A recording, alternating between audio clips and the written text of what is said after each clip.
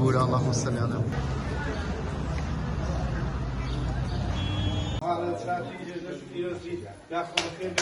جژنی ڕەمەزان لە تەواوی مسلمانانی زیان و لە گەلی کورد بە تایبەتی پیرۆز بە هیوادارم ئەم جێژنە بێتە جێژنی ئاشتی و تەواوی تەواوی گەلانی زیهان و بە تایبەتی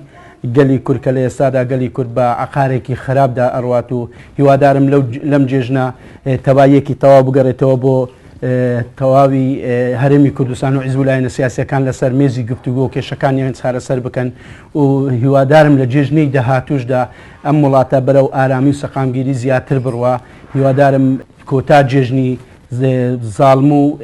ستەمکارەکان بێت لە باشووری کوردستان و لە تەواوی جیهان. جێژنانە لە هەموو خەڵکی کوردستان ئەکەین لەبێ جیاوازی هیوادارین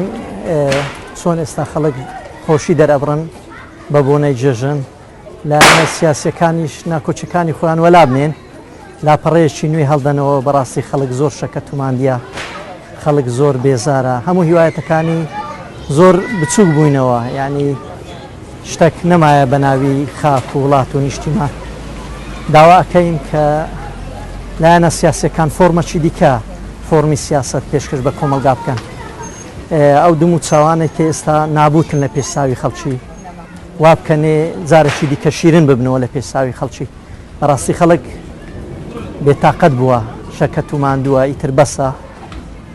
ئەو جێژنە بکەینە مای خۆشی و ژیانێکی دیکەی نوێ و هەڵدانەوەی لاپەڕەیەکی دیکە.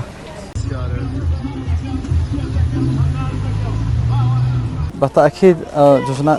جژنانی ساڵانی ڕابردووتر زۆر لە زۆرەوە خۆشتر بوو لە ڕووی گوزەرانەوە لە ڕووی ئاشتی کۆمەڵاتیەوە لە ڕووی ڕەحم و سۆزەوە لەگەڵ یەکتیکەدا جیاوازی زۆر هەبوو لەگەڵ ئێستادا مەسەڵەن ئێستا بینی مەسەڵەن ڕێژەیەکی زۆر کەم ئەبینی لەسەر کوچە کۆڵانەکاندا ئەبینی کە ئەگەڕن بە بۆنەی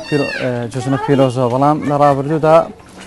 لەوانەیە دەبەخۆت لێکی کەلاوەدا بە لەبەر زۆری ڕێژەی خەڵکی بێڕەحمیەکە هەر ئەوە نییە مەسەن لە دیندا بێڕەحمی بەڵکو سیاسەتی شوا کردەوەکەوە خەڵک لێ واتاچینی توێژەکان لە یەکێ جاویتەوە مەسەن جیران سەیری سەردان جیرانی نەکە مەسەن براد سەردانی برانەکە بەهۆی ئەو سیاسەتەی کە تا ئێستا پەیڕەو کرا.